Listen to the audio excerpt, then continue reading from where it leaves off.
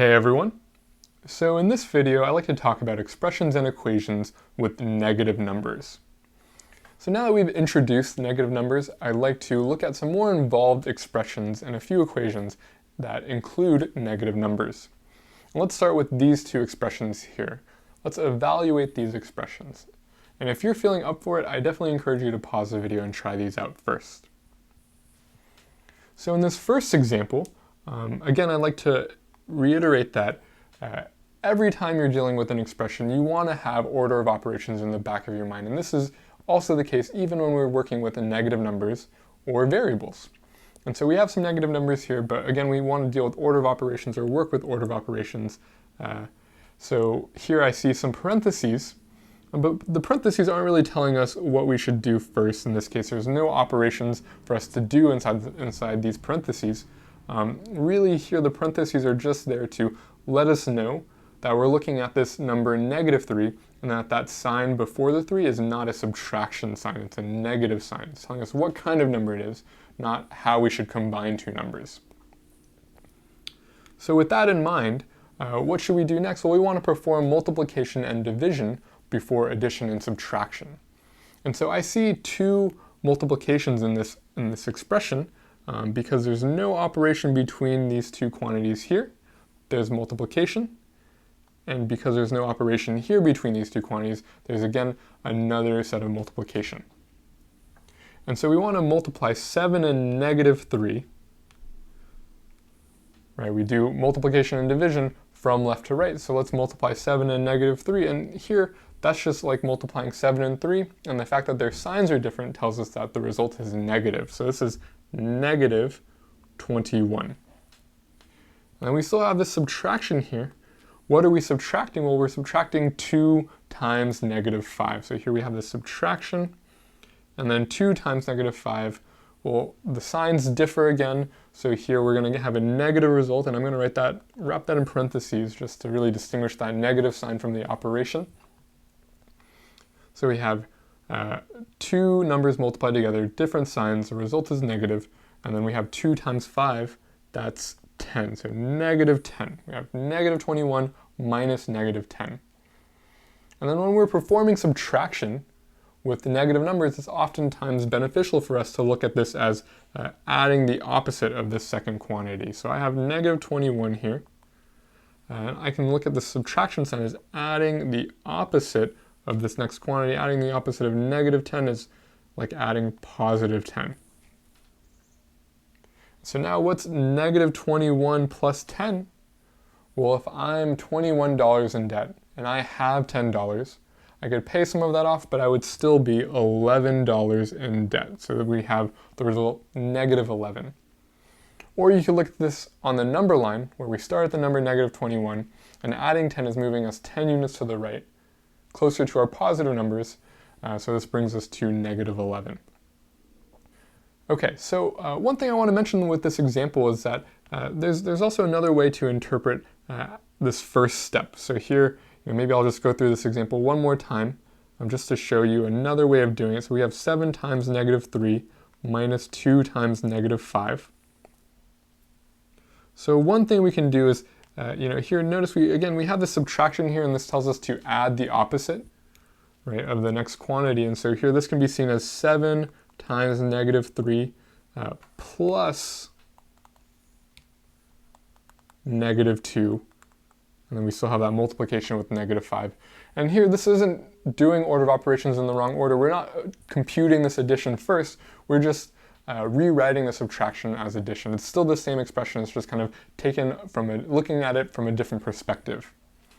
And then we would still run into the same set of steps from here. We would have -21, we'd have plus, and then -2 times -5. Well, the two signs there are the same, and so the result is going to be +10.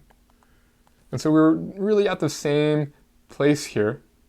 We just kind of took a slightly different view of how to get there, right? So -21 plus 10, and that's going to give us -11. So there I just wanted to show you two ways to look at the problem.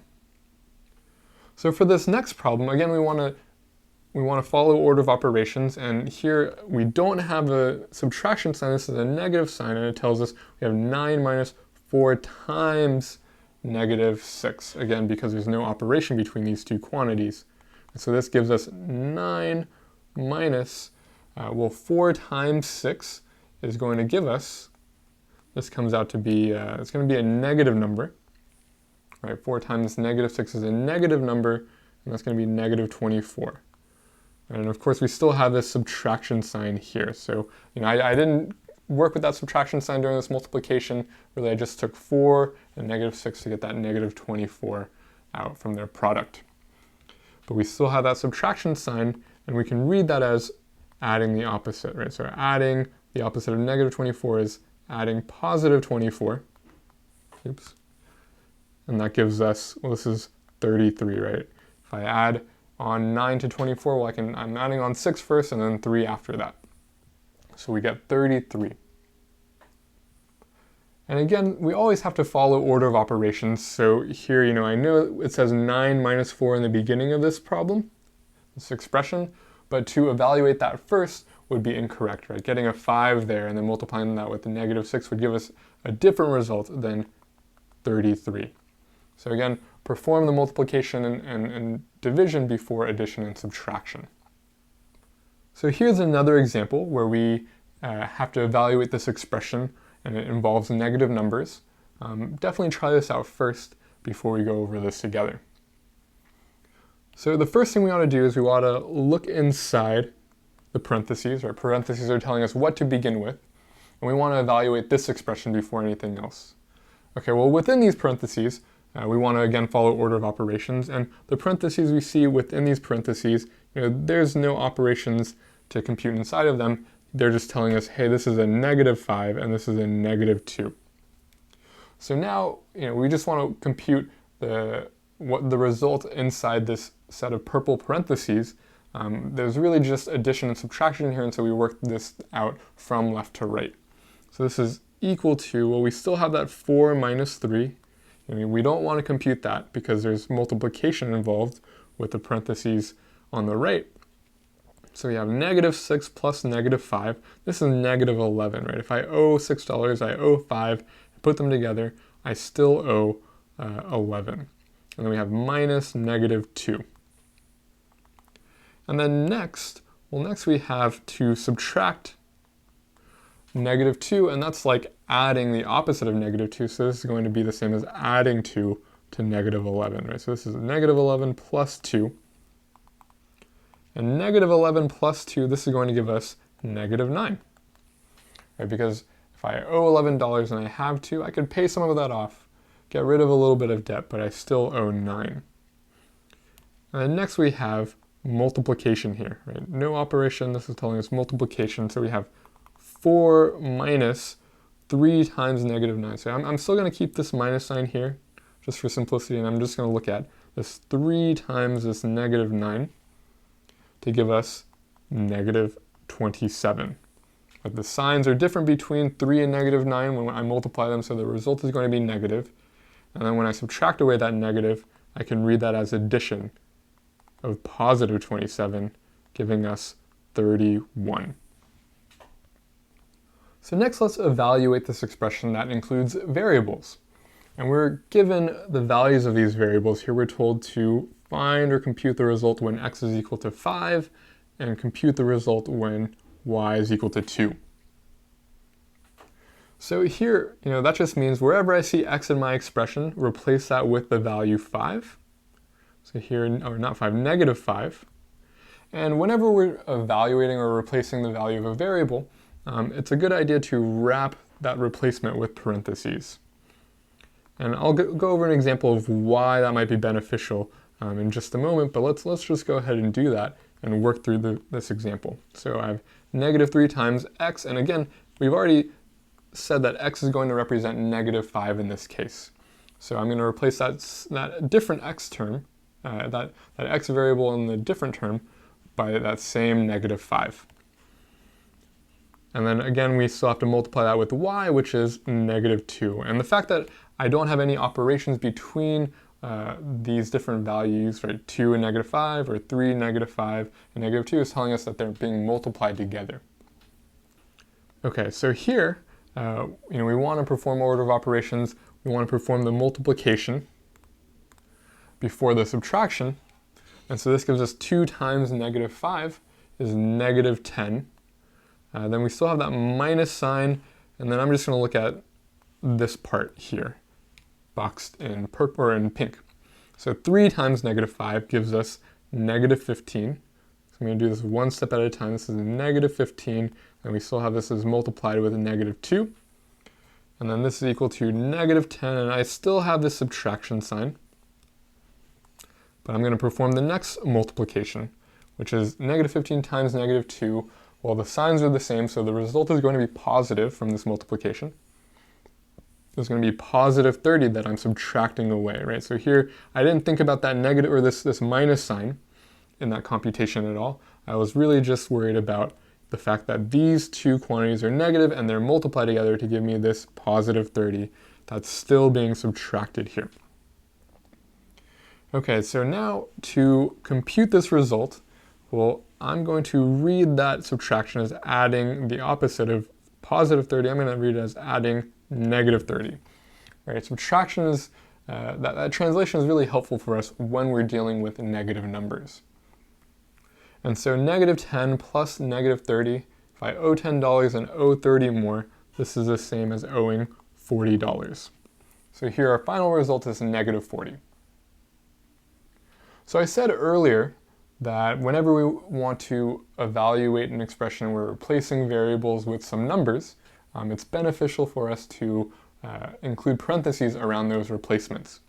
And here this is a really good example of why that's a beneficial thing for us to do, is if I didn't wrap those parentheses around the substitution, if I just wrote 2 and -5 here, even if I put a little dot between the two to say multiplication, it can be kind of confusing to look at that. It might be accidentally interpreted as subtraction, right? That negative sign here before that 5, that's not telling us subtraction at all. That's telling us that this quantity is a negative quantity. But in our expression, we're told that 2 and x ought to be multiplied together, and so we don't want to interpret this negative sign as subtraction. Really, that ought to be multiplication.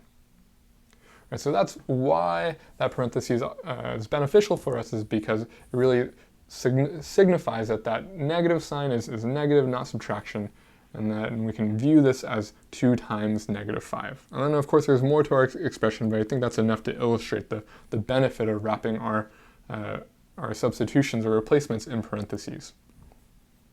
So let's do this again for p minus, in parentheses, 4 minus m. I encourage you to try this example out yourself first. So here, I'm going to use blue for p and green for m. We're saying p can be replaced with the -2, and m can be replaced with -6. So this gives us -2. And here actually the parentheses aren't the most important for p, because there's no confusion that whether we're doing subtraction or addition or multiplication here. So it's still nice to have them there for consistency, but that might not be the most important. Here is where it might be beneficial to write 4 minus, and then m is equal to -6. So I'm going to wrap that in parentheses. So this is the same as -2 minus 4, subtracting the opposite of -6 gives us +6. And I'm doing that step first because really, these are the parentheses I want to evaluate first. The parentheses tell us what to do first, and there's no operation to really do or perform in this set of parentheses, so I'm going to look at my next set of parentheses. And so this is -2 minus 10. Here, right, 4 plus 6 is 10, and this is -2. I'm going to view this as plus -10, which comes out to be -12.